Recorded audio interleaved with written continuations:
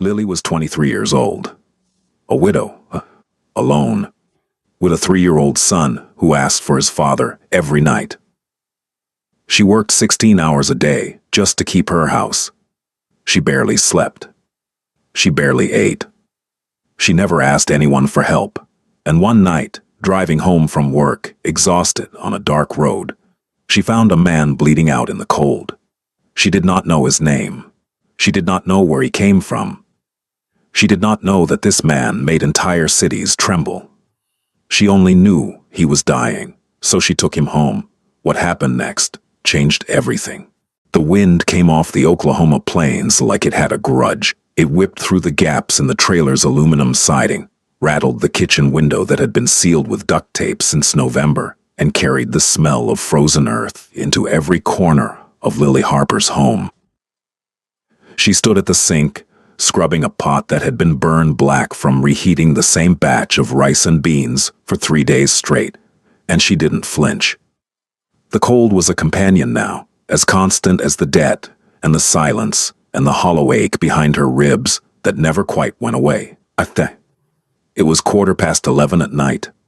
Her shift at the Crossroads Diner had ended at 10, but Darlene had called in sick again, which meant Lily had covered the last hour solo, bussing tables, running orders, smiling at truckers who left $2 tips on $20 tabs.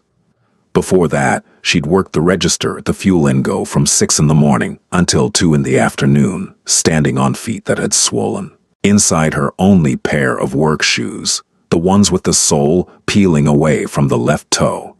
Between shifts, she'd picked up Noah from Mrs. Delgado's house, the retired school teacher, 3 trailers down, who watched him for $40 a week, a price so low it constituted charity. Though neither woman would ever say so out loud, Noah was 3 years old. He had his father's jaw and his mother's eyes, wide and watchful, the color of creek water in spring. He was asleep now in the back bedroom, the one Lily had insulated, with old blankets stapled to the walls because the heating vent in that room hadn't worked since before Caleb died. She could hear his breathing through the thin wall, steady, trusting, the way only a child's breathing can sound. It was the only thing that kept her hands moving. The only thing that kept her standing at the sink instead of sitting on the kitchen floor and letting the silence win. Caleb Harper had been dead for 14 months, workplace accident, the report said. He'd been working a night shift at the Brewer Industrial Processing Plant 20 miles south of their trailer, operating a hydraulic press that was supposed to have been serviced 2 months prior. Something failed. The press cycled when it shouldn't have. Caleb was pronounced dead at the scene. The company's lawyers had shown up before the coroner finished, which should have told Lily everything she needed to know. But she'd been 22 years old, 8 months into widowhood before she'd even turned 23, with a toddler and no college degree and a mortgage that the bank was suddenly very interested in discussing. She hadn't gotten much. A settlement offer that barely covered the funeral and 3 months of payments. The lawyer she'd consulted, a tired man in a strip mall office in Tulsa, had told her she could fight it, that there were grounds for negligence, but the retainer alone would have cost more than she made in 4 months. She signed the papers. She buried her husband in a cemetery where the grass was brown 8 months out of 12, and she went back to work the next Monday because Noah needed diapers and the electric bill doesn't mourn. She dried her hands on a dish towel so thin she could see the overhead light through it and walked to the kitchen table. The table was small, round, bought at a garage sale for $15 when she and Caleb had first moved in. It had a wobble that Caleb had fixed with a folded piece of cardboard under one leg, and sometimes when she sat down, she'd feel the slight give and remember him on his knees, laughing, saying, "There, good as new, better than new. It's got character now." On the table were 3 envelopes. She'd sorted the mail before her shift that morning, and she'd left these 3 because they were the ones that required decisions she didn't have the energy to make at 6 a.m. The first was from First Oklahoma Savings and Trust. She didn't need to open it. The language would be polite and terrible, the way banks always managed to sound reasonable while telling you they were going to take your home. She was 2 months behind on the mortgage. The letter would mention forbearance options maybe, but those options always came with conditions that assumed she had money she didn't have. The second was from a medical billing company. Noah had gotten an ear infection in September, and the urgent care visit, the only option because she couldn't get an appointment with a pediatrician who took the state insurance she'd barely managed to qualify for, had generated a bill of $412. She'd been paying it off at $25 a month, but she'd missed November. The third was from Prescott Land Development. This one she actually opened, because it was new, and new things in this life were rarely good, but always required attention. The letter was printed on heavy stock, the kind of paper that felt like money. It informed her, in a language that was both respectful and deeply predatory, that Prescott Land Development was acquiring properties in the area for a planned residential community, and that they were prepared to make her a generous offer for her lot and any structures therein. Generous, she almost laughed. Generous for a half-acre lot with a 30-year-old trailer and a rusted propane tank and a view of nothing but grass and sky. They wanted the land. Everyone out here was hearing the same thing. Developers circling, buying up parcels, offering cash to people who were too tired to read the fine print. Some of her neighbors had already sold. The trailer parked down the road was half empty now, the remaining residents holding on with the stubborn dignity of people who had nowhere else to go. She put the letter down and looked at her phone. The screen was cracked from when Noah had dropped it in the parking lot of the Fuel and Go, and it took a moment for the display to register. 3 missed calls from a number she didn't recognize, probably the bank. They'd started calling now, not just sending letters. She could feel the tightening, the way the world was slowly constricting around her, reducing her options one by one until the only choices left would be bad ones. She turned off the kitchen light and walked to Noah's room. The door was open. She never closed it. She stood in the doorway and watched him sleep. His small hand was curled around a stuffed bear that Caleb had won at the state fair, back when they were dating, back when everything felt like the beginning of something rather than the end of it. The bear was missing an eye and most of its stuffing, but Noah wouldn't sleep without it. "Mama?" His voice was sleepy, half-formed. She crossed the room and knelt beside the mattress. It was on the floor now because the bed frame had broken and she couldn't afford to replace it. I'm here, baby. Go back to sleep." "Is Daddy coming home?" The question hit her the way it always did. Not like a punch, but like a slow pressure. Something compressing her chest from the inside. He asked it less frequently now, which should have been a relief, but wasn't, because it meant he was starting to forget, and that was its own kind of loss. "Daddy's watching us from far away," she said, because that was the answer she'd settled on. The one that was neither a lie nor the truth, just something a 3-year-old could hold without breaking. "Okay," Noah said, and he was asleep again before the word was fully formed. She stayed there for a long time, kneeling on the cold floor, listening to him breathe.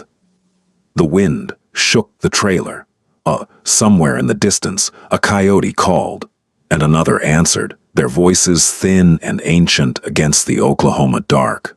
This was her life, not the life she'd imagined, not the one she'd been promised by the feeling in her chest when Caleb had first kissed her behind the bleachers at Broken Arrow High School.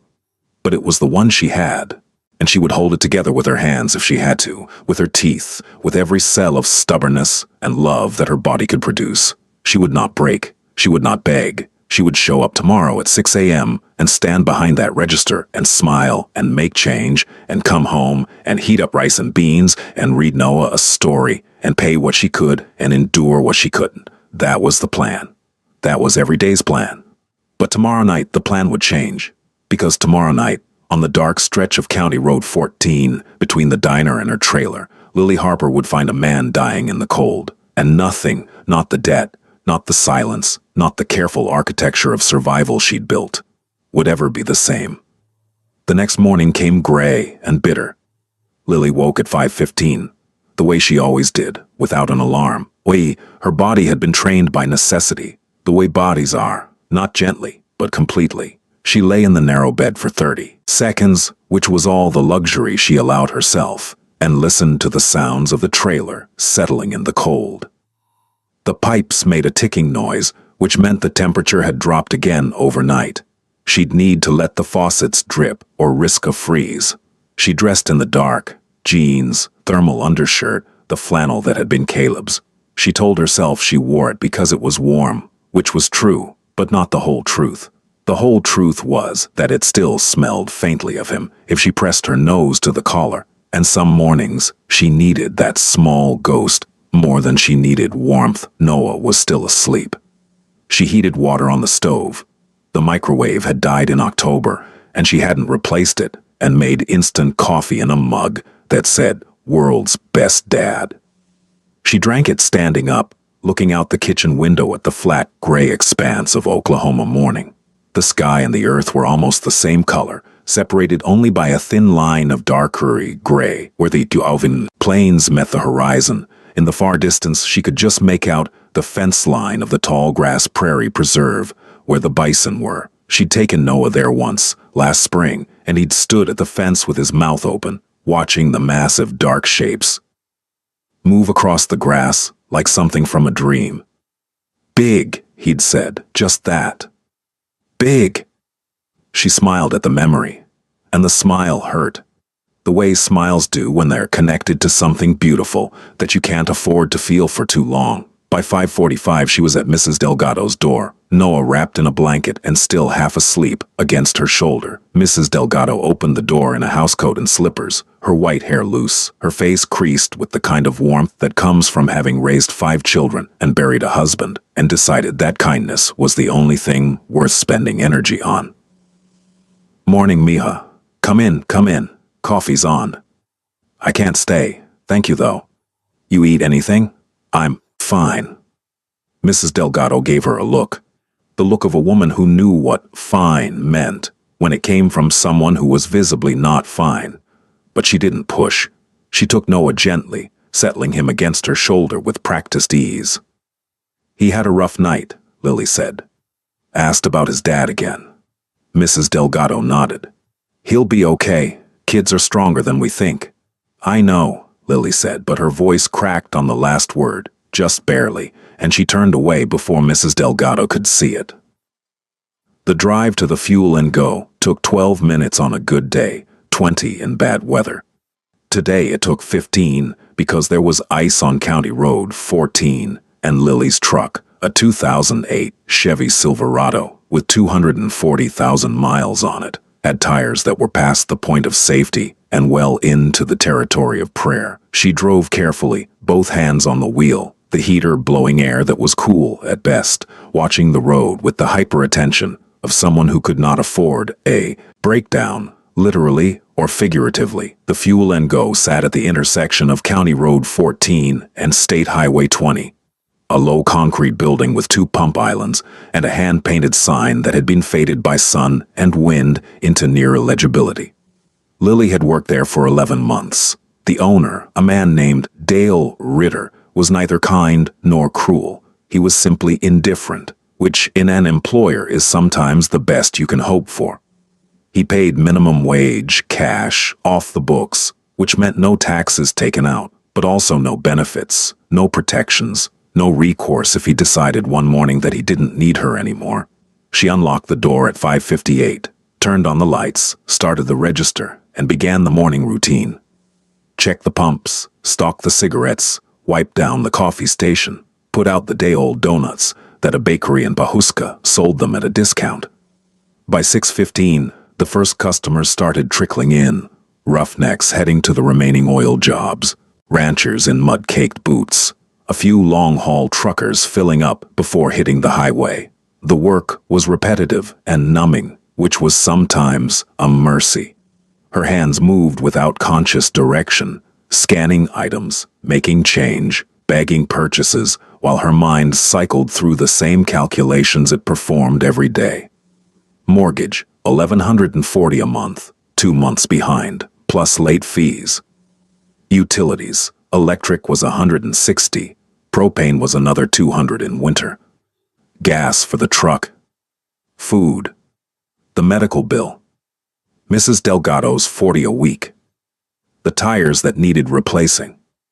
The cracked windshield that wouldn't pass inspection. The numbers never added up. She made roughly $2,200 a month between both jobs, sometimes a little more if tips at the diner were good.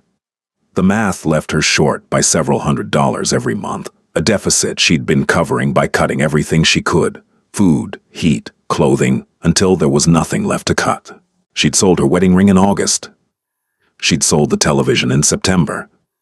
She'd sold Caleb's tools in October, which had felt like selling pieces of him, and she'd sat in the truck outside the pawn shop for 15 minutes afterward, crying into the steering wheel, before pulling herself together and driving to pick up Noah. At 2 o'clock she clocked out, drove to Mrs. Delgado's, picked up Noah, and took him home. They had an hour and a half together before she had to leave for the diner. She used it the way she always did, playing with him on the floor of the living room, reading from the same 3 picture books they owned, watching him draw with the crayons Mrs. Delgado had given him. He was drawing a house. It had a yellow sun and a green door and 2 stick figures standing in front of it, one tall and one small. "That's us?" Lily asked. "That's us," Noah confirmed, with the absolute certainty of a 3-year-old artist. "It's beautiful, baby." "It has a big kitchen," he said, "for the cookies."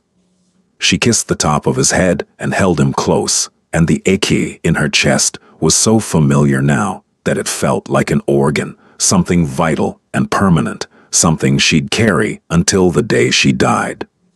At 3:30, she drove him back to Mrs. Delgado's. The older woman kept him in the evenings when Lily worked the dinner shift and refused to charge extra, which was another kindness that Lily accepted with gratitude and guilt in equal measure. And then she headed to the Crossroads Diner, a flat-roofed building on the highway with a neon sign that buzzed and flickered and spelled out "Eat" in letters that looked vaguely threatening. The diner shift was harder than the gas station. She was on her feet the entire time, carrying plates, refilling coffee, memorizing orders because the pad was faster in her head than on paper. The dinner crowd was steady: families, truckers, the occasional group of teens from the high school in Pawhuska, who came for the milkshakes and left the table covered in napkin confetti. Her manager, a woman named Brenda who wore too much eyeliner and not enough patience, watched the floor like a hawk and docked tips for slow service. Tonight was busier than usual. A construction crew was staying at the motel down the road. They were part of the Prescott Development Project, someone said, surveying land for the new housing community. And they came in loud and hungry, ordering steaks and burgers and keeping Lily running for 2 hours straight. One of them, a heavy man with a sunburned neck, tried to make conversation. "Oh, what's a pretty girl like you doing in a place like this?" Lily smiled the smile she'd perfected, pleasant enough to protect the tip, distant enough to close the door. "Just working," she said, and refilled his coffee before he could say anything else. By 9:45, the diner was nearly empty. She wiped down her section, rolled silverware, cashed out her tips, $63, which was decent, and clocked out at 10. Brenda was in the back doing paperwork and didn't say goodnight, which was fine. Lily didn't need goodnight. She needed the truck to start and the road to be clear and Noah to be sleeping when she got home. The truck started on the 3rd try, which was 1 try fewer than yesterday, so she counted it as a win. She pulled out of the diner parking lot and turned onto County Road 14, the headlights cutting 2 weak beams into the darkness. The road was empty. It was always empty at this hour, a 2-lane strip of cracked asphalt running through open grassland. No street lights, no houses for the first 4 miles, nothing but the dark and the wind and the occasional pair of animal eyes glowing in the brush. The temperature gauge on the dashboard read 21 degrees. The heater was working tonight, sort of, blowing air that was slightly warmer than the outside, which on a night like this constituted a miracle. She drove with both hands on the wheel, eyes focused, mind already running through tomorrow's schedule. 6 a.m. shift. Noah's cough. Was it getting worse? She needed to call the clinic. The mortgage. Always the mortgage. She almost missed him. The headlights caught something at the edge of the road, just past the old grain silo that marked the halfway point between the diner and her trailer. Her first thought was an animal, a deer maybe, or a coyote. Oklahoma was full of things that wandered onto roads at night. Things that were just trying to get from one side of the dark to the other. But it wasn't an animal. It was a man. He was lying in the drainage ditch that ran alongside the road, half on the gravel shoulder, half in the frozen grass. He was on his side, one arm extended, as if he'd been reaching for the road when his body gave out. His clothes were dark. She couldn't tell the color, and he wasn't moving. Lily's foot came off the gas and hovered over the brake. The truck slowed. Her hands tightened on the wheel. Every instinct that had been sharpened by a year of survival alone told her the same thing. Keep driving. It's not your problem. You have a son at home.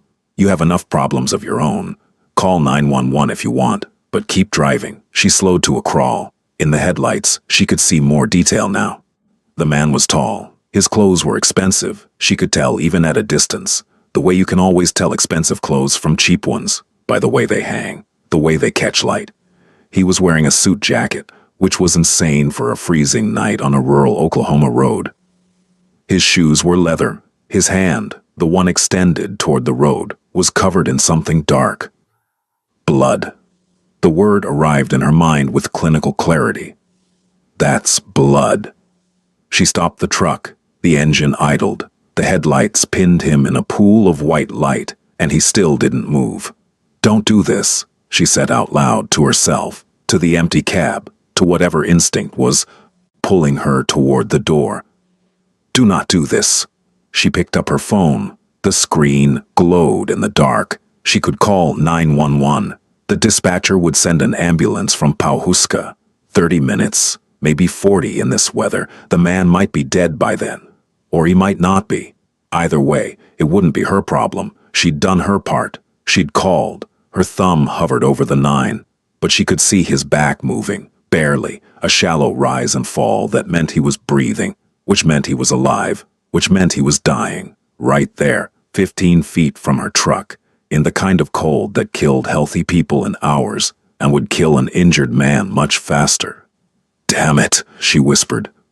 She put the truck in park, left the headlights on, grabbed the flashlight from the glove compartment, a heavy mag light that Caleb had kept there, which also served as a weapon if it came to that, and opened the door. The cold hit her like a wall. She crossed the road in quick steps, the gravel crunching under her shoes, and knelt beside the man. He was alive. His breathing was ragged, each exhale visible in the frozen air, short puffs of vapor that dissipated instantly. His face was turned away from her, pressed into the grass. She reached out and touched his shoulder, gently, and he didn't respond. Hey, she said. Hey, can you hear me? Nothing. She rolled him onto his back, carefully, the way she'd learned in the CPR class she'd taken at the community center when Noah was born. And that was when she saw it. The blood was coming from his left side, just below the ribs. His shirt, white or it had been white, was soaked through, the fabric clinging to the wound. It wasn't a cut. It wasn't a laceration from a fall or a car accident. It was a hole, small, round, clean around the edges, ragged underneath, where something had torn through him and come out the other side. A bullet wound. Lily's hands went still. The flashlight beam shook slightly, and she steadied it with an effort of will. She had never seen a gunshot wound in person, but she'd grown up in rural Oklahoma, where hunting was a way of life, and gun safety was taught alongside the alphabet, and she knew what a bullet hole looked like. Her eyes moved to his face. He was maybe mid-30s, dark hair, cut short, strong features, the kind of face that photographed well, that belonged on someone important. A scar along his jawline, thin and old, and on his wrist, the one that had been reaching for the road, a watch, not a normal watch, the kind of watch that cost more than her truck and her trailer combined. Who was this man? Her mind produced answers, none of them good. A man in expensive clothes with a bullet wound on a rural road at 11 o'clock at night. He hadn't been hunting. He hadn't been in a car accident. There was no car in sight, no headlights, no evidence of anything, except that someone had shot him and left him here to die. She should leave. She should call 911 and leave. She should... He opened his eyes. They were dark, dark brown, almost black. and even in the delirium of blood loss and hypothermia, they were focused. For 1 second, one terrible, electric second, he looked at her, and Lily felt something she hadn't felt since the night the police came to her door about Caleb.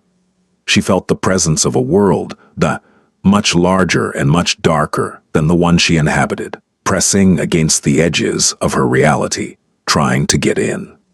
Then his eyes rolled back, and he was unconscious again, and the moment passed, and she was just a woman kneeling on a frozen road beside a dying stranger. She had a choice. Later she would think about this moment constantly, replaying it, examining it, trying to understand why she'd done what she'd done. She was a practical woman, a careful woman, a woman who locked her doors and kept a loaded shotgun under her bed and had been raising a child alone in the middle of nowhere for over a year. She was not reckless. She was not naive. She did not take in strangers, especially strangers who had been shot, especially strangers who looked the way this man looked, like someone who lived in a world where people got shot. But she also knew what it was to be alone in the cold, with no one coming. She knew what it felt like when the world looked away. She stood up, walked back to the truck, and lowered the tailgate. Then she returned to the man, hooked her arms under his shoulders, and began to drag him. He was heavy, at least 200 pounds, most of it muscle, and she was 125 pounds of exhaustion. But she'd spent the last year lifting 50-pound propane tanks and hauling garbage bags to the dump and carrying a 35-pound toddler on her hip for hours at a time, and she was stronger than she looked, stronger than she knew. It took 4 minutes to get him into the truck bed. She was panting, her arms trembling, her flannel soaked with his blood from where she'd pressed against his side. She laid him as flat as she could, covered him with the moving blanket she kept behind the seat, and closed the tailgate. Then she got back in the cab and sat there for 10 seconds, breathing. "What are you doing?" she said. It wasn't a question. It was an observation, the kind a person makes when they watch themselves. Doing something they know is probably a mistake, but are going to do anyway because the alternative, driving away, leaving a man to freeze to death on a road where no one else would come until morning, was something they couldn't live with. She put the truck in gear and drove home. The trailer had never felt smaller. She'd gotten him inside, a process that involved determination, adrenaline, and a sequence of movements that would leave her back aching for days, and laid him on the couch, which was really more of a love seat, too short for his frame, his feet hanging over the armrest. She'd peeled back his shirt and looked at the wound in the overhead light of the living room, and what she saw told her two things. First, the bullet had gone clean through, entering below his left ribs and exiting through his back, which meant it probably hadn't hit any major organs. Second, he'd lost a lot of blood, more than she'd thought. The left side of his pants was soaked, and the moving blanket she'd wrapped around him was already stained through. She wasn't a doctor, she wasn't even a nurse, but she'd grown up on a ranch before her parents lost it, and she'd watched her father stitch up gored horses and set broken bones on cattle, and she'd absorbed more about wound care than she'd ever expected to need. She also had a first aid kit, a good one, military grade, that Caleb had bought online because he was the kind of man who prepared for things, and she got it from the closet above the bathroom and laid it out on the kitchen table. She cleaned the wound with saline and antiseptic. She packed it with gauze. She applied pressure bandages to both the entry and exit wounds, securing them with medical tape. She checked his pulse, rapid but present. His skin was cold but not blue. His breathing was shallow but steady. Then she did the thing she knew she should have done first and didn't. She searched him. His wallet was in his inside jacket pocket. It was black leather, thin, expensive. She opened it and found $600 in cash, hundreds, all new and crisp, and a driver's license issued in New York State. The name on the license was Michael Torres. The photo matched the face on her couch. The address was somewhere in Manhattan. New York, a man from New York, in a suit with a bullet wound, on a back road in rural Oklahoma. The story was not adding up, and Lily didn't need it to add up. She needed him to survive the night, and then she needed him to leave. In his pants pocket, she found a phone. Not a regular phone, a small black device with no brand markings, no apps visible on the lock screen, just a keypad and a timer that was counting upward. A burner phone. She'd seen enough crime shows to recognize one. In his other pocket, a set of car keys, not for a truck or a sedan, but for something expensive. She could tell by the weight of the key fob, the embossed logo she didn't recognize. Nothing else. No credit cards, no business cards, no photographs. Just cash, a fake-looking ID, a burner phone, and keys to a car that was somewhere else. She put everything on the kitchen table and sat down in the chair across from the couch. Her hands were shaking now, the adrenaline wearing off, the reality settling in. There was a man bleeding on her couch, a man who had been shot, a man carrying a fake ID and a burner phone and more cash than she made in 2 weeks. Noah was asleep 20 feet away, behind a door so thin you could hear a whisper through it. She should call the police. She picked up her phone, and this time she actually dialed 911 and stopped. Because here's the thing about calling the police when you're a young woman alone with a child in a trailer on the edge of nowhere. The police would come. They would see the man. They would ask questions. They would search her home, the home of a woman who'd brought a shooting victim inside rather than calling for help, which would look suspicious. They would find the shotgun under her bed, which was legally owned but which would raise eyebrows. They would involve child services maybe, because that's what happens when you have a child and a bleeding stranger in the same 30-foot trailer. They would take Noah to a foster home while they sorted it out, just temporarily, just as a precaution, and Lily Harper would die before she let anyone take Noah. She put the phone down. She checked the man's bandages, adjusted the blanket over him, and sat in the kitchen chair with the mag light in her lap and the shotgun leaning against the wall within arm's reach, and she waited. He woke at 4:17 in the morning. She knew the exact time because she was looking at the clock on the microwave, the broken microwave whose clock still worked, one of those absurd details that life specializes in, when she heard him move, not a groan, not a thrash. A controlled shift, almost silent, the kind of movement made by someone who was accustomed to waking in unfamiliar places and needed to assess the situation before revealing consciousness. She watched him. He didn't open his eyes right away. First, his breathing changed. It had been the slow, heavy rhythm of unconsciousness, and now it tightened, becoming shallow and deliberate. His fingers moved, testing the surface beneath them, registering the couch fabric. His hand traveled to his side, found the bandage, paused, cataloging, processing. Then he opened his eyes, the same dark eyes she'd seen on the road, but different now, clear, alert. They moved around the room with a speed and precision that made her skin prickle.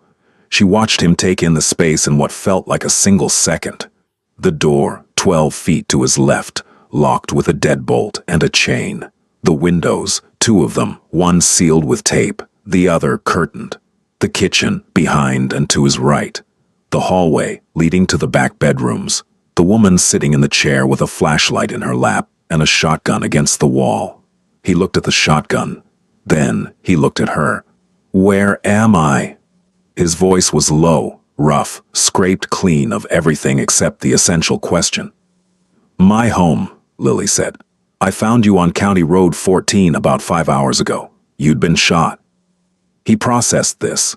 His expression didn't change. It was like watching someone read a report, clinical and detached. But she saw something shift behind his eyes, a rapid recalculation of circumstances. "You brought me here." "Yes." "Did you call anyone?" "No." He looked at her for a long moment. She met his gaze steadily, which cost her more than she would have admitted. There was something in his eyes that she couldn't name. Not menace exactly, but a density, a weight, the kind of compressed intensity that she imagined you developed when your life depended on reading people accurately in the space of a heartbeat.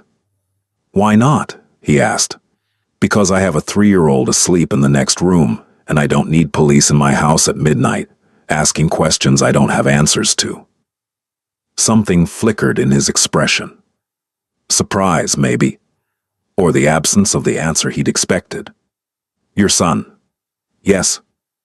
He was quiet for a moment. His hand was still on the bandage, pressing lightly, gauging the damage.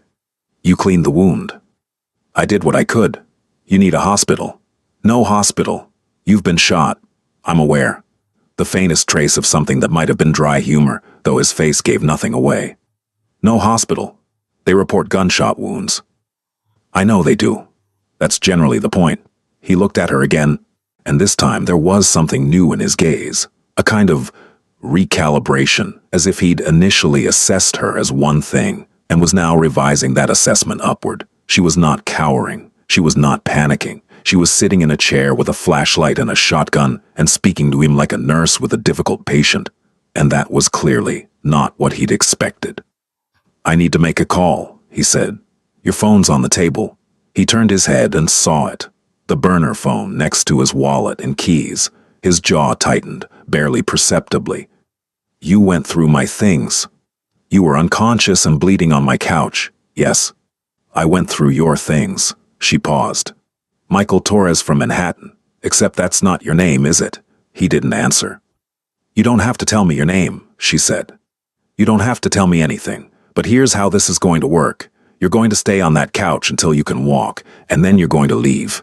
In the meantime, you're not going to make trouble, you're not going to bring trouble, and you're not going to go anywhere near my son. Are we clear? The silence that followed was absolute. The trailer creaked in the wind. The clock on the broken microwave ticked from 4:19 to 4:20. Clear, he said. She stood, walked to the kitchen table, and brought him the phone, a glass of water, and 2 ibuprofen from the first aid kit. He took all 3 without comment. She watched him dial a number from memory, not from the phone's contacts, from his memory, and hold the device to his ear. It rang twice. It's me, he said, and then he spoke in a language that wasn't English. Italian, she thought, clipped, rapid, authoritative despite the weakness in his voice. The conversation lasted less than 40 seconds. He ended the call, removed the SIM card from the phone, and snapped it in half with his fingers. Then, he set the broken pieces on the arm of the couch and looked at the ceiling. Lily stood in the kitchen doorway, watching. You just destroyed the only phone you had, she said. It's compromised. So how will your people find you? He turned his head toward her. They won't. That's the point. She waited for more. He offered nothing. The silence stretched between them like the Oklahoma plains themselves, vast and empty and giving nothing away. I'm going to check on my son, she said. There's more water in the kitchen. Don't bleed on my couch. She thought she saw the corner of his mouth twitch. Not a smile. Not yet. Just the ghost of one passing through. She checked on Noah. He was still asleep, curled around his bare mouth slightly open, completely unaware that there was a stranger in the next room and that his mother's hands were stained with someone else's blood. She watched him for a long time, until the sky outside the window began to lighten, from black to charcoal. And then she went back to the kitchen to start making coffee, because in 4 hours she had to be at work, and the world did not pause for bullet wounds, or moral reckonings, or the small, terrified voice in the back of her mind that was asking what she had done. The next 2 days existed in a state of suspended tension, like the moment between lightning and thunder, when the air itself holds its breath. He slept most of the first day. His body was doing what bodies do after severe trauma, shutting down all non-essential systems and redirecting everything toward repair. She checked his wound before leaving for work, changed the bandages, left water and crackers on the coffee table. When she came home between shifts to pick up Noah, the crackers were untouched and the water was half gone. Noah saw him. This was the part she'd dreaded. She'd told herself she could keep them separate, the man on the couch and the child in the back bedroom. But a trailer is not a house, and a 3-year-old is not governable in the way that logistics require. Noah came out of his room at 6:30 in the morning, padding down the hall in his pajamas, and stopped dead when he saw the man on the couch. He stood in the hallway, clutching his bear, staring with the wide, unfiltered gaze of a child for whom the world still consisted, primarily of things he hadn't seen before. "Mama," he said, not scared, just informational. "There's a man." Lily was in the kitchen. She came around the corner, drying her hands, her heart doing something fast and uncomfortable. I know, baby. He's sick. He's resting. Is he going to be okay? Yes. But we need to let him sleep, all right? Come on, breakfast. Noah looked at the man for another long moment, then followed his mother into the kitchen. But at the doorway, he stopped and turned back. He doesn't have a blanket, he said. Lily opened her mouth to say that the man had a blanket, that she'd covered him, but Noah was already gone, toddling down the hall to his room. He came back 30 seconds later with his own blanket, the blue one with the fraying edge, the one he slept with every night, and carried it to the couch. He couldn't reach high enough to cover the man properly, so he laid it across his feet, carefully, the way children handle things they consider important. Then he went to the kitchen for breakfast and didn't mention it again. Lily stood in the hallway, watching, and she felt something crack inside her. Not break, not shatter, just crack, the way a dam cracks before it gives way. And for a moment, the full weight of everything she'd been carrying pressed against the fissure, and she had to put her hand on the wall to keep standing. She did not cry. She hadn't cried in 3 months, and she wasn't going to start now because her son was kind. The man's eyes were open. She hadn't noticed him wake, but he was looking at Noah's blanket on his feet, and his expression, for the first time since she'd found him, was not controlled. Something had slipped through, something raw and unguarded, there and gone in an instant, like a fish breaking the surface of still water. He looked at Lily. She looked at him. Neither of them spoke. She took Noah to Mrs. Delgado's and went to work. On the second day, he was able to sit up. On the third, he stood. She came home from the gas station shift to find him on his feet in the kitchen, gripping the counter with one hand, his jaw clenched against the pane, examining the room with the methodical attention of someone cataloging assets and vulnerabilities. He'd found the foreclosure notice. It was on the counter where she'd left it, next to the letter from Prescott Land Development, and he was reading it when she walked in. He set it down when he saw her, but not quickly, not guiltily. He set it down the way a person sets down a piece of evidence they've already committed to memory. You shouldn't be standing, she said. I shouldn't be here at all. We agree on that. Sit down before you rip your stitches. She paused. I mean the bandage. I didn't stitch you. You should have. You want me to poke holes in you with a sewing needle? I have one. It's got little flowers on the handle. That almost smile again. He sat, slowly, carefully, lowering himself into the kitchen chair with the controlled precision of someone who was intimately familiar with pain, and had long ago decided not to show it. I need to stay 1 more day, he said. Maybe 2. Then I'll be gone and you'll never see me again. That's what you said yesterday. Yesterday I couldn't stand. And today you can barely sit. He looked at her. She was standing by the sink, still in her Fuel and Go polo, her hair pulled back, dark circles under her eyes. She looked like what she was, a woman running on willpower and caffeine, holding a life together with both hands. You're not going to ask me what happened, he said. No. Why not? Because whatever you tell me is either going to be a lie or something I'm better off not knowing, and I don't have time for either. He studied her. That assessing gaze again, the one that felt like it could read the serial numbers on her thoughts. You're smart, he said. I'm tired, she corrected. There's a difference. She opened the fridge. He watched her open it, and she knew he'd already seen inside it. The bare shelves, the half-gallon of milk, the block of government cheese, the eggs, the container of leftover rice. She knew because when she opened it, something shifted in his posture, a slight tension that could have been judgment, or could have been something else entirely. She made 2 plates, scrambled eggs with cheese, the last of the bread toasted. She put one in front of him without asking if he was hungry. You don't have to feed me, he said. You lost about a pint of blood on my couch, which I can't replace. The least you can do is eat my eggs. He ate. She noticed that he waited until she'd sat down and started eating before he began. A faute, habit, she thought, or a courtesy, or both. He ate slowly, methodically, without pleasure, but with efficiency. the way a machine takes fuel. When he finished, he set the fork down parallel to the knife and looked at the empty plate. "Thank you," he said. The words sounded foreign in his mouth, not the language. He spoke English perfectly, with an accent she couldn't quite place, something that lived beneath the words rather than on top of them. But the concept, as if gratitude were a currency he rarely traded in.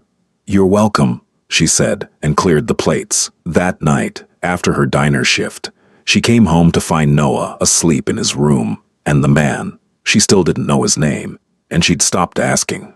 Sitting on the couch in the dark, he wasn't sleeping, he was listening. She could tell by the angle of his head, the stillness of his body, the way his eyes reflected the faint light from the kitchen. "He had a nightmare," he said as she closed the door behind her. Lily froze. "What?" "Your son. About an hour ago. He called out. I didn't go in," he added quickly, reading the alarm on her face. "I stayed on the couch.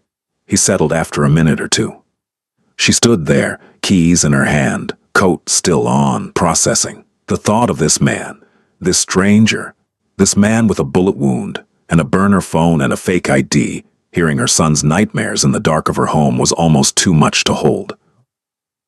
"He has them sometimes," she said quietly, "since his father died." "I know what nightmares sound like," he said, and the way he said it made her think he wasn't talking about children. She hung up her coat, checked on Noah. He was sleeping peacefully, the one-eyed bear tucked under his chin, and came back to the living room. She sat in the kitchen chair, which she'd moved to face the couch. The distance between them was 6 feet, the length of the room, the widths of two entirely different lives. "Matteo," he said. She looked at him. "My name. It's Matteo." She waited. "Matteo Rossi. Is that your real name?" "Yes." "Not Michael Torres?" "Michael Torres doesn't exist." "I figured." She pulled her knees up, wrapped her arms around them. "Why are you telling me now?" "Because you fed me, because your son gave me his blanket, because you haven't called the police, or asked me for money, or tried to leverage this situation, and in my experience that doesn't happen." "In your experience," she repeated. "What kind of experience is that?" He didn't answer for a long time. The wind was doing its usual work on the trailer, finding gaps, making its presence known. Outside, the sky was clear and full of stars, the kind of sky you only got in places where the darkness was real, where the nearest city lights were 50 miles away. "The kind that ends with people bleeding on roads in Oklahoma," he said. She nodded. She didn't push. She'd meant what she said about not wanting to know, and she still meant it mostly. But the name, giving her his real name, had shifted something. It was an act of trust, and trust was a currency she understood. It was the most valuable thing a person could offer, and the most dangerous. "Lily," she said. "Lily Harper." "I know," he said. "I saw the foreclosure notice." The next day, things changed. She came home from her morning shift to find the kitchen clean. Not just tidy, clean. The dishes she'd left in the sink were washed and stacked. The counter was wiped down. The floor had been swept. And on the kitchen table, where the foreclosure notice and the medical bills and the letter from Prescott had been stacked, there was nothing. He'd moved them, she realized, not thrown them away, but gathered them into a neat pile and placed them on the shelf above the coat hooks, as if removing them from sight was the only help he could offer. She found him on the back step, sitting in the cold, looking at the plains. The bison preserve was visible in the distance, a dark line of fence against the brown grass. He was wearing Caleb's old jacket. She'd given it to him because his suit jacket was ruined by blood, and the only other coat in the house was her own, and he looked strange in it, like a man wearing a costume that was both too small and too big at the same time. "You cleaned my kitchen," she said. "I needed to move." Staying still too long is a risk. A risk for your recovery, or a risk in general? He looked at her. Both. She sat down on the step beside him, leaving a foot of space between them. The cold bit through her jeans immediately, but she stayed. Below them, the land stretched flat and open to the horizon, nothing moving except the grass and the wind. "Those people who shot you," she said. "Are they looking for you?" "Yes." "Will they look here?" Not if I leave in time. And if you don't? He didn't answer, and the silence was more honest than any answer would have been. That night, she found the second phone. She'd gone to change his bandages. The wound was closing, impossibly fast, the kind of healing she associated with bodies that had been conditioned by discipline and damage. And while she was applying the new gauze, she noticed a lump in the lining of his jacket. The Caleb's jacket, but the lining of his own ruined suit jacket, which she'd hung in the closet to deal with later. She wouldn't have noticed it at all, except that the fabric had dried stiff with blood, and the lump was more pronounced than it would have been in soft cloth. She looked at him. He was watching her hands on the bandage, his expression neutral. "There's something in your jacket lining," she said. His expression didn't change, but something in his body tightened, a subtle shift in the musculature of his shoulders that told her everything. The expression didn't. "It's not relevant to you," he said. "Everything in my house is relevant to me." He looked at her for a long moment. Then he reached out, took the jacket from the closet door, and pulled a second phone from the lining. Smaller than the first, newer, its screen intact. "Encrypted," he said. "Untraceable, for emergencies." "This isn't an emergency. This is a complication. An emergency would involve other people being here." She sat back on her heels. The bandage was done. He was shirtless, and she was kneeling in front of him, and the intimacy of the position struck her suddenly, not sexually, but spatially. How close they were, how his skin was warm under her fingers, how she could see the other scars on his body, a map of violence drawn on his torso in raised white lines and faded marks. She stood up. "Mateo." He looked up at her. "Who are you, really?" The question hung in the air. She'd said she wouldn't ask. She'd meant it, but 3 days of proximity had eroded the wall she'd built between curiosity and caution, and Noah's blanket on his feet, and the clean kitchen, and the way he'd listened to her son's nightmares without. Moving from the couch had done something to her defenses that she hadn't given them permission to do. He stood. The movement cost him. She could see it in the flex of his jaw, the controlled exhale. But he stood, and at his full height, he was several inches taller than her, and the room felt different with both of them standing in it. "I'm the reason you should have kept driving that night," he said. "That doesn't answer my question. It's the only answer I can give you that won't put you in more danger than you're already in." "I'm already in danger. You have been since you pulled me off that road." The words settled over the room like snow. Quiet, cold, accumulating. She felt them land on her shoulders, on the back of her neck, on the soft tissue of every fear she'd been suppressing since she saw the blood on his shirt. Then you owe me the truth," she said. "Not all of it, just enough so I know what I'm dealing with." He was quiet for a long time. She could see him, calculating, not emotionally, but strategically, weighing risks, measuring outcomes, running scenarios. It was the kind of thinking that happened behind eyes that had been trained to never show the process, and she watched it without flinching. "I run a logistics operation," he said finally. "Import, export, distribution, goods, transportation, routes. I control a network that stretches from the East Coast to the Midwest." "Logistics," she repeated. "Is that a euphemism?" "It's a simplification." "What kind of goods?" "The kind that require people to shoot at me when negotiations break down." She closed her eyes. When she opened them, he was watching her with an expression she hadn't seen on him before. Something that might have been concern, or might have been the awareness that he was watching someone absorb information that would change the shape of their reality. "So I'm a businessman," he said, with a wider definition of business than most. "You're in the Mafia." He didn't deny it. He didn't confirm it. He stood there in her dead husband's jacket, in her 30-foot trailer, on the edge of the Oklahoma plains, and let the silence speak for itself. "You need to leave," she said. "I know. Tomorrow. I'll try. Not try. Tomorrow." He nodded. Once, a man accustomed to agreements that were sealed with less. She turned away, walked to Noah's room, and closed the door behind her. She sat on the edge of the mattress and watched her son sleep, and the ache in her chest was different now, sharper, edged with something she recognized as fear, but also something else, something she was not ready to name, something that had no business existing in a situation like this, and yet there it was, stubborn and uninvited, like a weed growing through concrete. He didn't leave the next day. Not because he chose to stay, but because his body chose for him. The wound, which had been healing, became inflamed overnight, an infection settling into the exit wound, turning the skin around it hot and red and angry. By morning his temperature was 102, and his face, which had been regaining color, was pale again, sheened with sweat. She found him on the couch at 5 a.m., conscious but obviously unwell, his jaw clenched against a fever he was trying to will away through sheer stubbornness. "You're burning up," she said. "I'm fine." "You're a terrible liar." "I'm an excellent liar. I'm just not lying about this." "You have a fever of 102. The wound is infected. You need antibiotics." "I don't need a hospital."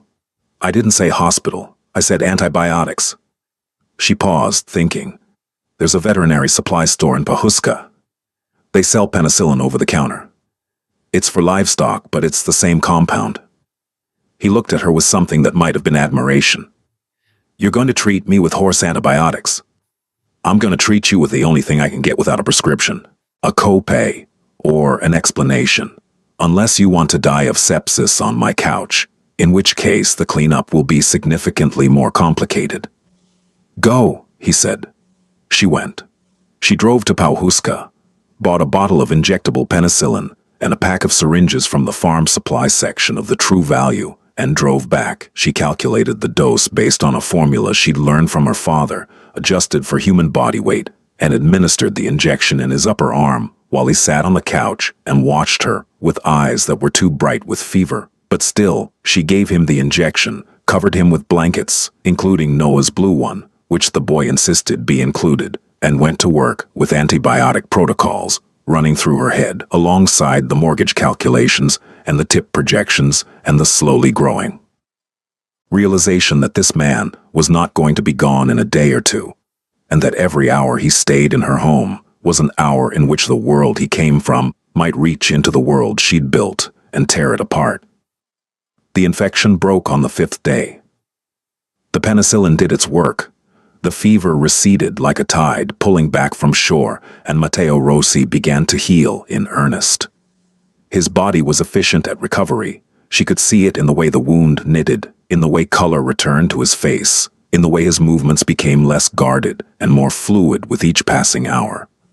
Whatever life he'd lived had built a body that knew how to take damage and rebuild, and she found herself watching the process with the clinical interest of a woman who spent most of her time holding things together with duct tape and prayer. By the 6th day, he could walk without gripping furniture. By the 7th, he was moving around the trailer with a quiet deliberateness that reminded her of a large animal in a small cage, not agitated exactly, but contained, compressed. A man whose natural habitat was much larger than these walls, pacing the boundaries of a space that was never meant to hold someone like him. He watched everything. That was the thing she noticed most. Not in the way of a guest, politely, peripherally, but in the way of someone for whom observation was survival. He watched the way she prepared food, stretching portions, diluting soup, cutting bread thin. He watched the way she counted the bills and her tip money, sorting them on the table with the grim precision of a field surgeon triaging patients. He watched the way she layered blankets on Noah's bed instead of turning up the heat, the way she wore Caleb's flannel because she couldn't afford a new coat, the way she checked the propane gauge every morning with the barely concealed anxiety of a woman who knew the tank was low and the refill was $200 she didn't have. He said nothing about any of it. Not at first. But on the 7th morning she woke to find groceries on the kitchen counter. Not the kind of groceries she bought, the institutional-sized cans of beans, the generic bread, the store-brand cheese. These were different. Milk, eggs, fresh vegetables, peppers, tomatoes, spinach, a whole chicken. Fruit, actual fruit, apples and bananas, and a container of strawberries that must have cost $5 alone. There was cereal for Noah, the good kind, with the cartoon tiger on the box. There was coffee, real coffee, not the instant powder she'd been drinking. There was bread from a bakery, dense and brown and still warm. She stood in the kitchen and stared at it, and the feeling that moved through her was complex enough to have its own gravitational field. Gratitude and shame and anger and relief, all of it tangled together, all of it pressing against the walls of the composure she'd spent 14 months building. He was on the back step again, drinking. Coffee. He'd made it himself, in the percolator Caleb had bought years ago, and looking at the plains. The morning was cold, but clear, the sky enormous and blue, the kind of sky that made the flatness of Oklahoma feel like a feature rather than a deficiency. "I didn't ask for this," she said from the doorway. He didn't turn around. "I know. Where did you get the money? The 600 in your wallet?" "That money is mine. It's clean." A pause. "Clean enough." "I don't want your money." Now he turned. "It's not money. It's food. Your refrigerator had eggs and government cheese. Your son ate cereal with water this morning because you're almost out of milk." The accuracy of the observation hit her like a slap. He'd seen. Of course he'd seen. He saw everything. "That's not your concern," she said, and her voice was harder than she meant it to be, sharpened by the particular shame of having your poverty witnessed by someone who clearly existed in a different economic universe. "You're right," he said. "It's not. But I'm eating your food and sleeping on your couch, and your son gave me his blanket, and if I walk out of here in 2 days and leave you with an empty kitchen, then whatever I am, I'm also the kind of man who takes from a woman who has nothing. And I won't be that." She opened her mouth to argue. She had arguments, good ones, about pride and independence, and not accepting things from strangers, especially strangers who ran logistics operations that involved people shooting at them. But the words dissolved before they reached her tongue, because the truth was simple and brutal. She was hungry, Noah was hungry, and the strawberries on the counter were the most beautiful things she'd seen in months. "Thank you," she said, and the words cost her something, but less than she'd expected. He nodded and turned back to the plains. She went to work. When she came home between shifts, Noah was playing on the floor of the living room while Mateo sat at the kitchen table, and there was something on the table between them that she didn't immediately recognize. It was a house, a small house made of playing cards, one of the old decks from the kitchen drawer, missing the 6 of diamonds and the Queen of Hearts, constructed with an architectural precision that was almost absurd. It had 3 stories, a peaked roof, and a front porch made from 2 cards, leaning against each other at exactly the right angle. Noah was watching it with reverent attention. "Mama, look, he made a house." Mateo didn't look up. His hands were steady, placing another card on the structure with the careful focus of a man who was accustomed to building things that could collapse at any moment. "It needs a kitchen," Noah said. "It does," Mateo agreed, his voice quiet, stripped of the hard edges she'd heard when he spoke to her about guns and logistics and danger. "A big kitchen." "For the cookies," Noah explained. "Of course, for the cookies."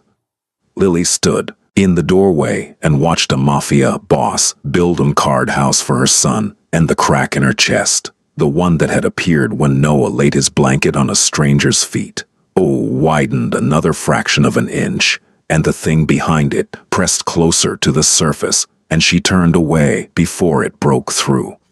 It wasn't until the 8th day that she understood the full scope of what he'd been doing. She came home from the diner at 10:15, exhausted in the cellular way that came from standing for 16 hours on shoes that didn't fit, and found Mateo at the kitchen table with the encrypted phone in his hand and a look on his face that she'd never seen before. Not anger, not calculation, something quieter, something that looked, impossibly, like guilt. "What's wrong?" she asked. "Nothing's wrong. You're sitting in my kitchen at 10 o'clock at night with the same expression my husband used to get when he'd done something he knew I wouldn't like." "What did you do?" He set the phone down. He looked at her with that direct, unblinking gaze that she'd stopped being intimidated. They'd be by somewhere around day 5 when she'd watched him try to open a can of soup with one hand and failed twice before accepting her help. "I made some calls," he said. "On the encrypted phone you said was for emergencies." This qualifies. What qualifies? He was quiet for a moment. When he spoke, his voice was careful, not evasive, but precise. The way a person speaks when they're delivering information they've calculated the impact of in advance. The company that holds your mortgage, First Oklahoma Savings and Trust, is a subsidiary of a holding group called Kessler Financial.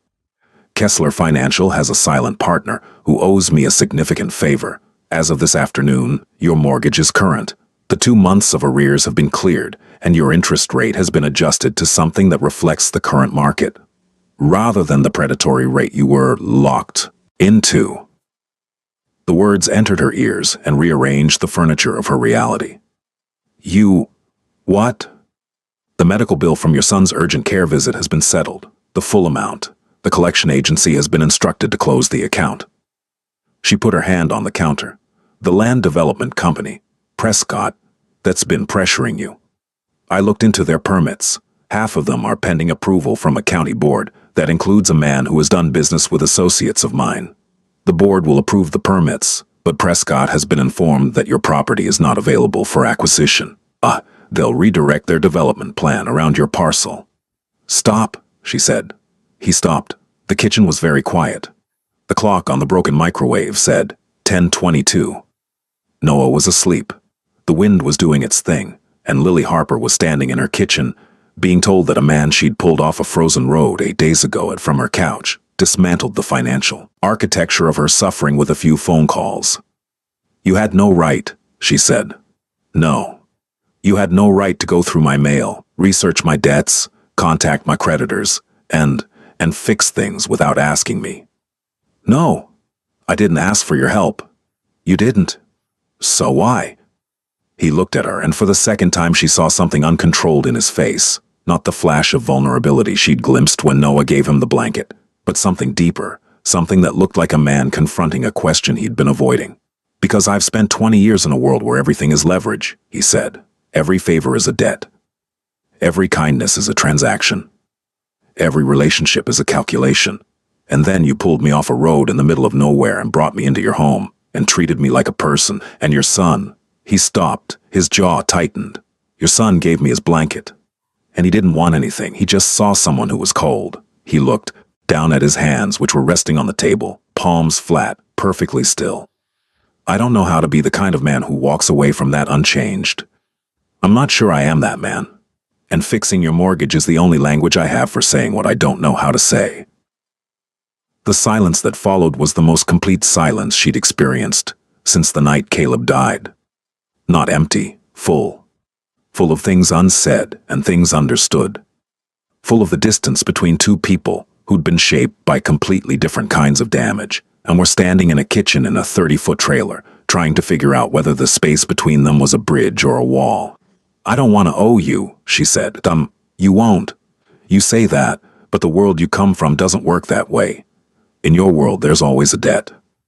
My world, he said, is exactly why I'm telling you there isn't one. Because I know what debts look like, and this isn't one. This is a man trying to do one thing. That doesn't have a price tag on it. She looked at him for a long time. The kitchen light hummed. The trailer settled. Outside, the Oklahoma dark pressed against the windows like an audience. Thank you, she said, and this time the words cost her everything, and she gave them anyway. He nodded. And then, with the precise intuition of a man who knew when a room needed space, he stood and walked to the couch, and lay down and turned his back to the kitchen, and Lily sat in the chair and put her head in her hands and breathed. She didn't cry, but she came close, closer than she'd come in months. The days that followed were the strangest of her life, stranger than the early days of grief, stranger than the night she found him, stranger even than the moment she'd learned who he was. Because nothing dramatic happened. Nothing changed in the way she'd braced herself for. No men with guns, no midnight confrontations, no moral reckonings. Instead, what happened was ordinary, and the ordinariness of it was what made it devastating. Matteo Rossi stayed in her home, and he was quiet, and he was careful, and he paid attention. He fixed the heating vent in Noah's room. She came home one afternoon to find him standing on a chair in the back bedroom, shirtless, his wound covered in a fresh bandage, his hands inside the vent panel, and the room, for the first time in as long as she could remember, was warm. He'd cleared a blockage in the ductwork, he said. Simple fix. Anyone could have done it, but no one had. He fixed the kitchen faucet that had been dripping for 6 months. He replaced the section of siding that the wind had been finding. He stabilized the back step, which had been wobbly since before Caleb died. He did these things without asking, without announcing, without expectation of thanks. He simply identified problems and solved them with the methodical efficiency of a man for whom solving problems was not a hobby, but a fundamental operating principle. And every evening, when Lily came home from her second shift, the kitchen was clean, and Noah's dinner had been made. Simple things: a grilled cheese, pasta with butter, and the fresh vegetables Mateo had bought. And Noah would run to the door and tell her about the card house they'd built, or the story Mateo had told him about a place called Napoli, where the buildings were the color of lemons, and the sea was so blue it hurt your eyes. Did he eat? She'd ask Mrs. Delgado, who she'd started dropping Noah off to later in the day, now that Mateo was there in the mornings. A fact she didn't think about too carefully, because thinking about it carefully would require confronting the question of whether she trusted a mafia boss with her child, and the answer to that question was complicated in ways she wasn't ready to examine. He ate everything, Mrs. Delgado would say, smiling. That man can cook. And Lily would stand in the doorway and nod and try to ignore the thing growing ins. Her chest, the thing that had no right to exist and yet grew anyway, fed by warm rooms and full refrigerators and the sound of her son laughing in the next room at something a dangerous man had said to make him smile. The break came on the 12th day. Lily was at the gas station, standing behind the register, watching an old man count out coins for a pack of cigarettes when a black SUV pulled up to the pumps. Not unusual, black SUVs were as common in Oklahoma as pickup trucks, but something about this one made the hair on the back of her neck stand up. Maybe it was the tinted windows, dark beyond legal limits. Maybe it was the plates, which were from out of state, Illinois. Maybe it was the two men who got out of it. They were big, not fat, big in the way that comes from purpose rather than excess. One was white, with a shaved head and a neck that was wider than his jaw. The other was dark-haired, Mediterranean-looking, with a scar that ran from his left ear to his chin. They were wearing jackets that were slightly too large, the kind of fit that accommodated what was underneath. And Lily had grown up around men who carried guns, and she knew what a concealed weapon looked like under a coat. They came inside. The white one went to the coffee station. The dark-haired one came to the register. He picked up a pack of gum and a Gatorade and set them on the counter. "Nice area," he said conversationally. His voice was flat, accentless, in the way that meant the accent had been trained out. "Quiet." "Yes, sir." "We're in town for a few days. Business." He smiled. The smile didn't reach his eyes. "Looking for some property. Might be building out here. You know the area." "I've lived here most of my life." "Maybe you can help us then." "We're looking for a friend of ours. Italian guy. Mid-30s. He was supposed to meet us last week, but he never showed. We think he might have had some car trouble on one of these back roads. You hear anything about a man like that? Maybe someone new in town, staying at a motel, or..." He paused, watching her face with the same kind of attention Mateo used, the kind that read micro-expressions the way most people read headlines. Maybe someone who needed help? Lily's heart was beating so hard she was certain he could see it in her throat.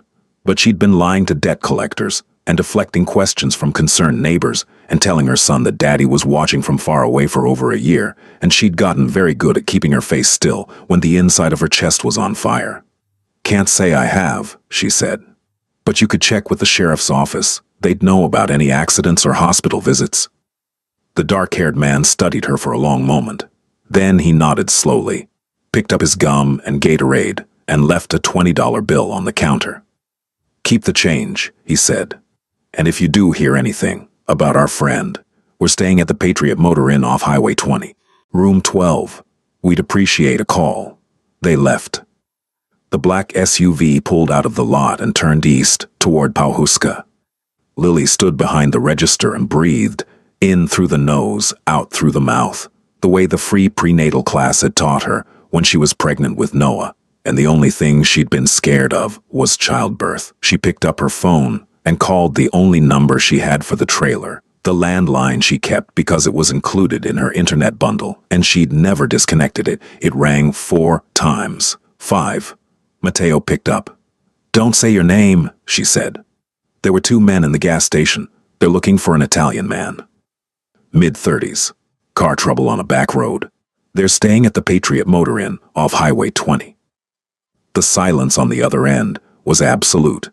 Not the silence of shock, but the silence of a machine, switching modes, transitioning from one operational state to another. When he spoke, his voice was different, lower, colder. The voice, she realized, of the man he actually was. "Describe them." She did. Every detail, the shaved head, the scar, the 2 large jackets, the Illinois plates, the flat voice, the smile that didn't reach the eyes. "How long ago did they leave?" 3 minutes. "Which direction?" "East on 20. Another silence. Then, "When does your shift end?" 2. "Go straight to Mrs. Delgado's." "Pick up Noah. Don't come home." "This is my home, Lily." His voice cut through hers like a blade through cloth, not angry, not threatening, but absolute. "These men are not looking for a friend. They are looking for me so they can kill me, and if they find me in your home, they will kill you and your son too. Not because they need to, because that's how the message is sent. Do you understand?" She understood. She understood in the cold, marrow-deep way that she'd understood the night the police came to tell her about Caleb. The understanding that arrives not as information, but as a change in the physical properties of reality, as if the air itself had become heavier, denser, harder to breathe. "I understand," she said. "Go to Mrs. Delgado's. Stay there. I'll handle this." What does handle mean? It means by tonight. Either they'll be gone or I will. The line went dead. She stood behind the register for the remaining 4 hours of her shift, and every car that pulled into the lot made her pulse spike, and every time the door opened, she looked up expecting to see the shaved head, or the scar, and by the time 2 o'clock came, she was vibrating with a tension so deep it felt geological, like fault lines shifting under the surface of her composure. She drove to Mrs. Delgado's.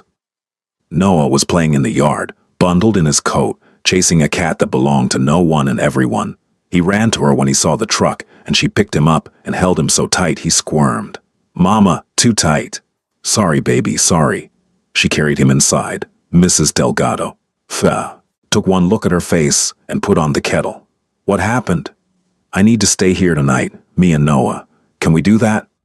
Mrs. Delgado didn't ask why. She was a woman who'd survived a husband's drinking and a son's deployment, and the slow erosion of everything familiar, and she knew that when a woman showed up with that expression on her face, the questions could wait.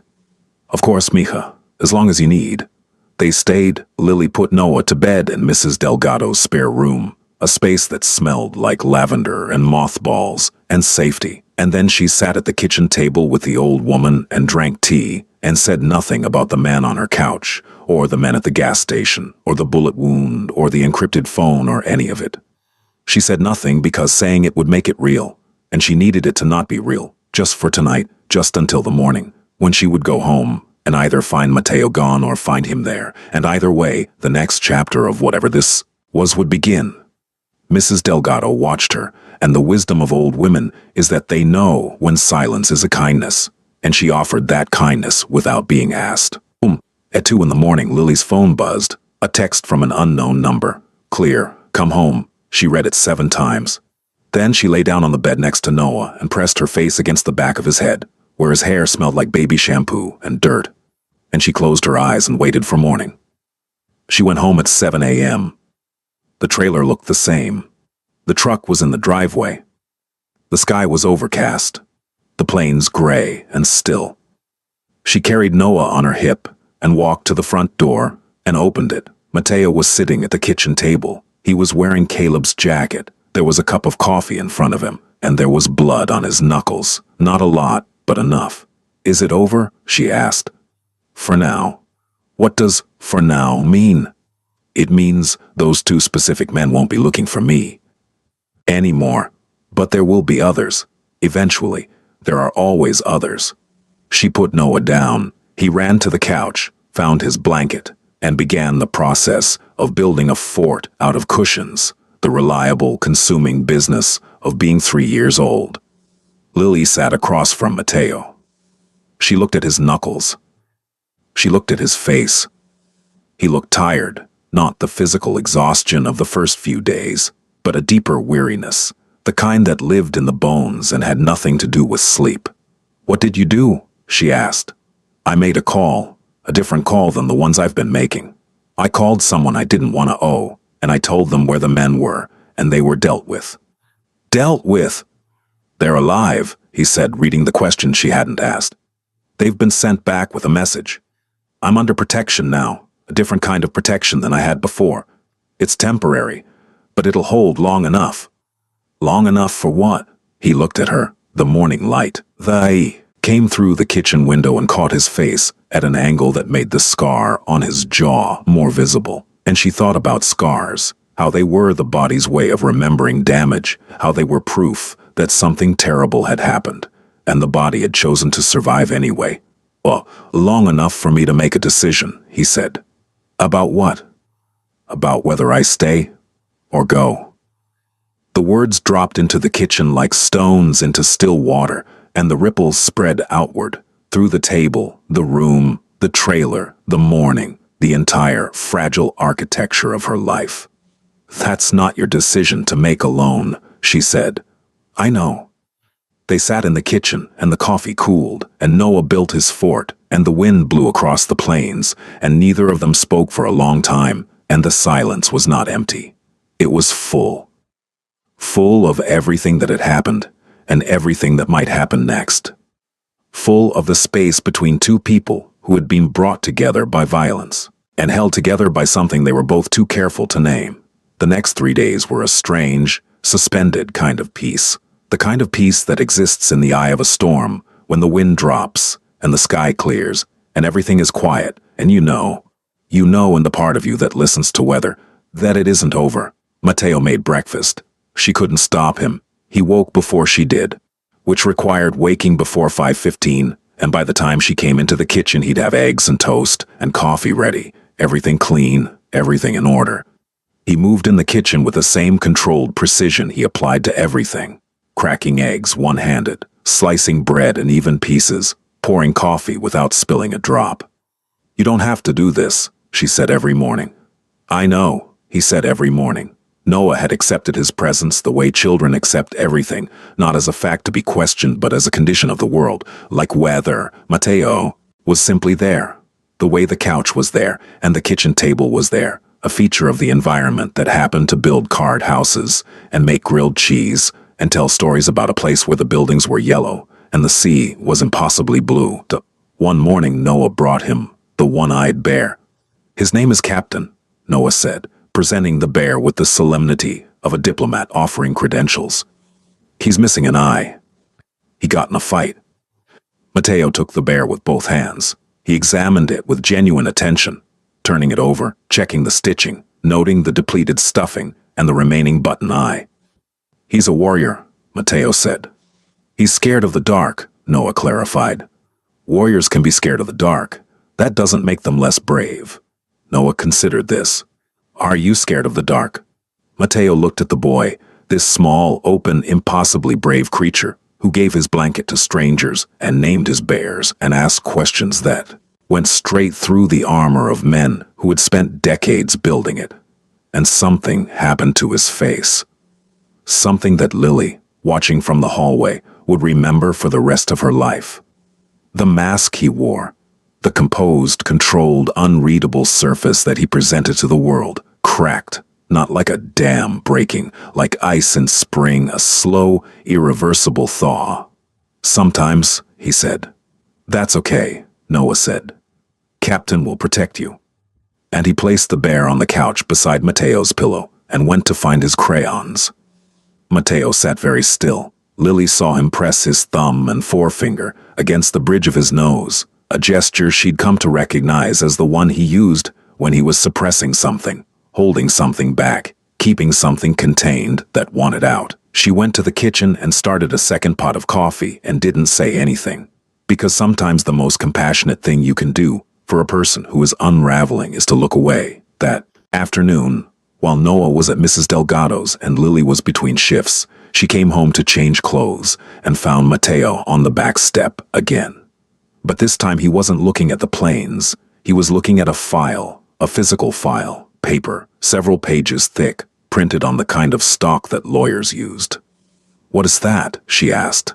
He closed the file. He didn't hide it. He wasn't that kind of evasive, but he closed it in the way a person closes a book when they're not ready to discuss what they've read. "Sit down," he said. She sat. The step was cold. The sky was that particular shade of winter gray that Oklahoma does better than anywhere. Not dramatic, not stormy, just gray, endlessly gray, like the sky had gotten tired and given up. "Your husband," he said. The word hit different coming from him. She'd heard it from lawyers and insurance adjusters and sympathetic neighbors, and it always sounded the same, soft, careful, the verbal equivalent of tiptoes. From Mateo, it sounded like what it was, a fact, a point of data, a starting position. What about him? The accident at the processing plant. The hydraulic press. What about it? He opened the file. She could see documents inside, photographs, copies of forms, something that looked like an engineering report. "I had someone look into it," he said. Her entire body went cold. Not the cold of the step or the wind, a different cold. The cold that comes from the inside, from the place where intuition lives. "You had no right." "I know, but I did it anyway, because I have resources you don't. And because the settlement you received was criminal, and because something about the way this was handled made me suspicious." "Suspicious of what?" He turned the file toward her. She looked at the first page, an engineering assessment, dated 6 weeks ago, commissioned by someone whose name she didn't recognize. "The hydraulic press that killed your husband was scheduled for maintenance months before the accident. The maintenance was never performed. The work order was filed and signed off as completed, but the actual service, the inspection and recalibration of the safety mechanisms, was never done. The signature on the work order belongs to a supervisor named Dean Cartwright." She knew the name. Dean Cartwright had been Caleb's shift supervisor. He'd been at the funeral. He'd shaken her hand and said he was sorry. Cartwright signed off on maintenance that never happened because the plant was under pressure from corporate to reduce downtime. The press was running 22 hours a day, 7 days a week, producing at a rate that exceeded its rated capacity. The safety interlock that should have prevented the press from cycling while the loading zone was occupied had been disabled, deliberately, manually, to speed up the process. The words entered her one at a time, each one a small, precise wound. The company knew the press was unsafe. Cartwright knew. His supervisor knew. Corporate knew. They calculated the risk and decided that the cost of a potential accident, including legal fees and a settlement, was lower than the cost of shutting down the line for maintenance. Your husband died because someone did math on a spreadsheet and decided his life was worth less than 12 hours of production. She was shaking, not dramatically. She was past dramatic reactions. She was shaking the way a bridge shakes when the load exceeds the design capacity, a deep structural tremor that came from the foundations. The settlement you received, the one that barely covered the funeral, was calculated to be the minimum amount necessary to make you go away. The lawyer you consulted was right that you had grounds for a negligence suit. What he didn't know was that the company's legal team had already identified you as a low-risk plaintiff, for young, broke, no family, no resources, no ability to sustain a prolonged legal battle. They offered you a number they knew you couldn't refuse because refusing it required money you didn't have. She took the file from his hands. She looked at the engineering report, the photographs, the work orders, the emails, printed emails between plant managers and corporate executives, discussing maintenance schedules and production targets and risk assessments that included the phrase acceptable loss parameters. Acceptable loss parameters, her husband, Caleb, The man who'd fixed a wobbly table with a piece of cardboard and called it character. The man who'd won a stuffed bear at the state fair. The man whose son still asked if he was coming home. An acceptable loss. "This is enough," Mateo said quietly. "This is enough for a wrongful death suit that no company survives. Not a settlement. A judgment. The kind that changes outcomes." She looked up at him. Her eyes were dry. She'd cried for Caleb in the weeks and months after his death. Cried until crying felt like just another bodily function. As routine and involuntary as breathing. She didn't have tears for this. What she had was something colder and harder and more useful. "Why are you doing this?" she asked. "Because it's true, and because you deserve to know the truth." "That's not what I'm asking. I'm asking why you care." He was quiet for a long time. The wind moved across the plains, bending the brown grass in waves. In the distance, the bison preserve was a dark line against the gray. "Because I've been responsible for terrible things," he said, "and I've made peace with most of them, but I have never, not once, been responsible for what was done to your husband, what was done to you, the deliberate, calculated destruction of a man's life for profit, hidden behind paperwork and legal settlements, cleaned up by men in suits who never had to look at the woman they'd wrecked. That's not my kind of violence, and it's worse. It's worse because it pretends to be civilized." She held the file in her lap. It weighed almost nothing, a few sheets of paper, a few photographs. But it was the heaviest thing she'd ever held, because it contained the truth about the thing that had defined the last 14 months of her life. And the truth was exactly what she'd suspected in the dark, quiet hours when Noah was asleep and the debt was pressing in, and the story she'd been told about a workplace accident felt thin and insufficient, like a bandage over a wound that needed surgery. "I need a lawyer," she said. "You have one, a good one. He's already been briefed. He'll take the case on contingency." "You arranged a lawyer for me?" "I arranged a consultation. The decision is yours. Everything from here is yours." She looked at the file again. Then she looked at him. The man on her back step, in her dead husband's jacket, with blood still faintly visible in the creases of his knuckles, who had come into her life bleeding and broken, and had somehow, impossibly, given her back the thing she'd lost. Not Caleb, never Caleb, but the truth. The truth about what had been done to him. The truth about what had been done to her. "Thank you," she said. And this time the words weren't enough, and they both knew it, and the space between them, 6 inches of cold Oklahoma steppe, was the smallest and the largest distance in the world. The crisis came 3 days later, on a Tuesday. Mateo was on his phone, the encrypted one, speaking in Italian, and his voice was different from any she'd heard from him before. Not cold, not controlled, strained.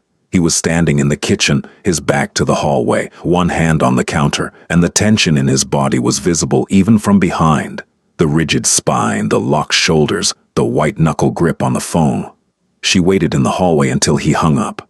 "What happened?"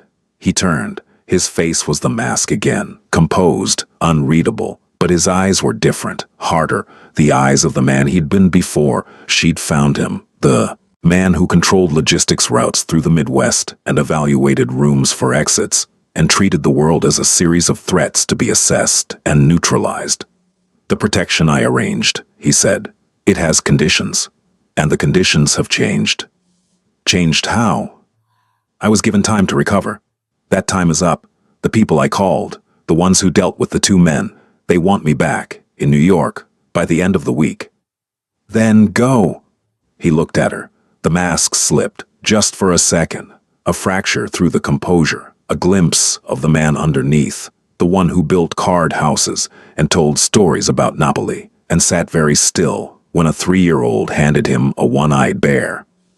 "If I go back," he said, "I go back to what I was. I step back into a machine that doesn't stop. The calls, the logistics, the operations, the people who want what I have, and the people who want me dead for having it. I go back to a life where no one gives me a blanket, where no one treats me like a person, where everything I do and everything I am is defined by power and leverage and the careful, constant management of violence. And if you stay, if I stay, they'll come for me. Not the men from the gas station. Those were freelancers. The people who come next will be professionals, and they won't leave witnesses. The word hit her like a physical force. Witnesses. He meant her. He meant Noah. Then there's no choice, she said. You leave. There's a third option. She waited. I leave the organization. I transfer my operations to my second in command. I surrender my territory, my contacts, my roots. I walk away from everything I've built in 20 years and start over. New name, new location, new life. Can you do that? Just walk away. Not without cost and not without risk. The transition would take months. There are people who would see it as weakness, as opportunity. There would be a period, 6 months, maybe more, where I'd be vulnerable, where, anyone connected to me would be vulnerable. He was looking at her with an intensity that made the air in the room feel different. Charged, pressurized, like the atmosphere before a thunderstorm. I'm telling you this because the decision involves you, not because I assume anything, not because I expect anything, but because whatever I decide will affect your life, and you have the right to be part of that decision. She leaned against the counter, the kitchen, the small, clean kitchen with the wobbling table and the working faucet and the fridge that was, for once, full of food, felt both fragile and solid, the way a home always feels when you're looking at it from the edge of something that could destroy it. What do you want? She asked. The question surprised him. She could see it, the flash of something behind the mask, the recalculation, the realization that no one had asked him that question in a very long time, maybe ever. In his world, people asked what he was going to do, what his orders were, what his strategy was. Nobody asked what he wanted. I want to stay, he said. Not here, not in this trailer, not in this exact configuration, but in this life, in a life where the kitchen is clean and the fridge is full and a child brings me his bear because he thinks I'm scared of the dark. He paused. I want to be the kind of man who deserves that. I don't know if I am. I don't know if I can be. But I want to try. She was quiet for a long time. The clock ticked. Noah laughed in the other room. He was watching the cartoon she'd found on the old DVD player, the one with the singing animals, and his laughter came through the walls like sunlight through curtains, warm and unreasonable and impossible to argue with. If you do this, she said, if you walk away from that life, it has to be real, not a vacation, not a break, not a temporary arrangement where you disappear for a while and then go back. If you stay, you stay. If you become someone new, you actually become someone new. Because I will not let Noah love someone who leaves. The word landed between them. Love. She hadn't meant to say it, or maybe she had. Maybe it had been building since the 6th day, when he'd fixed the heating vent and Noah's room was warm for the first time in a year. Maybe since the night he'd listened to Noah's nightmares and hadn't moved from the couch. Maybe since the moment on the road, when she'd seen his eyes in the headlights and known, in some pre-rational part of herself, that this man's life was tangled up with hers in a way she couldn't undo. I won't leave, he said. Don't say that unless you mean it. I have never, he said with a quiet ferocity that she felt in her sternum, said anything I didn't mean. The moment hung there, fragile, enormous, terrifying in its simplicity. Two people in a kitchen making a decision that would change both their lives, with nothing to guide them except the improbable, irrational, undeniable fact that they had found each other on a frozen road in the middle of nowhere, and the world, despite its best efforts, had not managed to pull them apart. He made the call that night. She didn't hear the conversation. He went outside, into the cold, and stood on the back step and spoke in Italian for 45 minutes, and when he came back inside, his face was different, not the mask, not the vulnerability underneath, something new, something she'd never seen on him before, relief. It's done? She asked. It started. It'll take time, months. There are protocols, transitions, people who need to be managed. But it started. Yes, she nodded. She poured him coffee. He sat at the table and wrapped his hands around the mug and looked at her with an expression that was so open, so unguarded, so completely unlike anything she'd seen from him in the 2 weeks she'd known him, that for a moment he looked like a completely different person, not Matteo, the logistics boss, Not Michael Torres, the fake New Yorker. Not the man who evaluated rooms for exits and spoke in Italian on encrypted phones. Just a man, tired, hopeful, scared, human. "Mama," Noah called from the living room. Captain fell behind the couch. Lily looked at Matteo. He looked at her. "I'll get it," he said, and he stood and walked to the living room and knelt beside the couch and fished out the one-eyed bear and handed it to the boy who had given him a blanket when he had nothing. And the boy said, "Thank you," and the man said, "You're welcome." And Lily stood in the kitchen doorway and watched and let the crack in her chest finally open, and what came through was not pain. It was the beginning of something, not a fairy tale, not a rescue, not a billionaire fantasy where the powerful man swoops in and fixes everything with money and muscle. It was smaller than that, and harder, and more real. It was two broken people in a small house on the edge of nothing, choosing each other not because it was easy or safe or smart, but because the alternative, turning away, driving past, leaving the other one in the cold, was something neither of them could do. It was a beginning, and that was enough. The months that followed were not easy. Nothing about any of this was easy, and if this story pretended otherwise, it would be a different kind of lie than the one the insurance company had told Lily about her husband's death, but a lie nonetheless. Matteo's transition out of his old life was exactly as complicated as he'd predicted. There were phone calls at odd hours, conversations in Italian that left him tight-jawed and silent for hours afterward. There were trips, short ones, to cities she didn't ask about, where he'd leave for 2 or 3 days and come back looking older. Not physically older.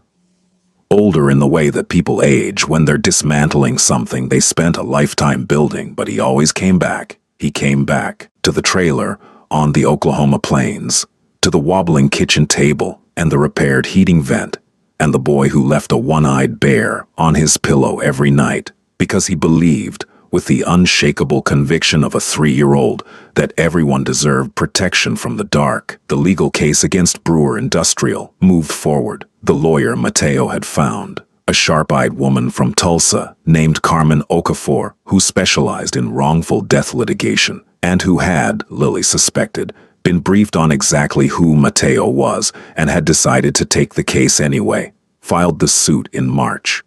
The engineering report, the work orders, the emails about acceptable loss parameters, all of it went into the filing, and the company's legal team, which had calculated Lily as a low-risk plaintiff, realized very quickly that the calculation had changed. The company settled. Not the way they'd settled before, not the insulting, predatory, take-this-and-go-away number they'd offered a grieving 22-year-old. This settlement had 6 figures, and it came with a public admission of negligence, and it came with a mandate to overhaul the safety protocols at every plant the company operated, and it came with a fund established in Caleb Harper's name for the families of other workers who'd been killed or injured by cost-cutting measures. It didn't bring Caleb back. Nothing would bring Caleb back. But it meant that his death was not invisible. It meant that someone had looked at the math on the spreadsheet and said, "This is wrong." It meant that the next man on the night shift would not die the way Caleb had died, alone, in the dark, killed by a machine that should have been serviced and a corporation that should have cared. With the settlement money, Lily paid off the trailer. She didn't buy a new house, not yet. She wasn't ready for yet. She bought new tires for the truck. She bought Noah a bed with a real frame. She put the rest in savings because she'd learned in the hardest possible way that the distance between stability and disaster was measured in months, not years, and she would never again be one missed paycheck away from losing her home. She kept her job at the diner, not the gas station. She quit the fuel and go, not because she didn't need the money, but because 16-hour days were not a life, and she was learning slowly to tell the difference between surviving and living. Matteo got a job. This, more than anything else in the entire improbable story of how they'd come together, was the thing that made Lily laugh.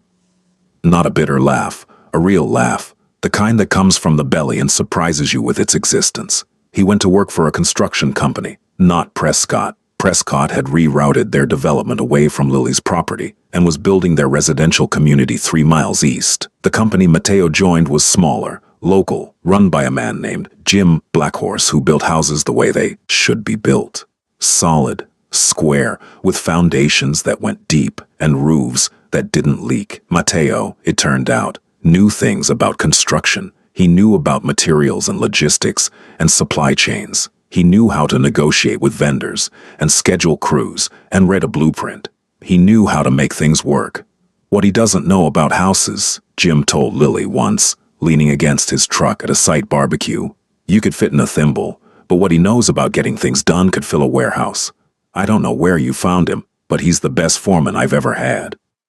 Lily smiled and said nothing, because the true answer, I found him bleeding on a road in the dark, was not the kind of thing you said at barbecues. Mateo's new name was Marco Torres, not Michael. He'd retired Michael Torres with the fake New York license, but Marco. It was close enough to his real name that he'd respond to it instinctively, which mattered, and far enough from his old life that a routine background check wouldn't raise flags. The identity had been created with the kind of thoroughness that suggested professional help. A social security number, a work history, a credit record, all of it backstopped and verified, all of it real enough to withstand scrutiny. He never told her exactly how this had been arranged, and she never asked. There were parts of his old life that existed behind a door she'd chosen not to open, and that was a decision she revisited periodically and always arrived at the same conclusion. She didn't need to know everything. She needed to know who he was now, and who he was now was a man who woke up early and made breakfast and drove to a construction site and came home with sawdust in his hair and read stories to a boy who called him Teo because Mateo was too many syllables for a 3-year-old's priorities. Noah called him Teo, not Dad.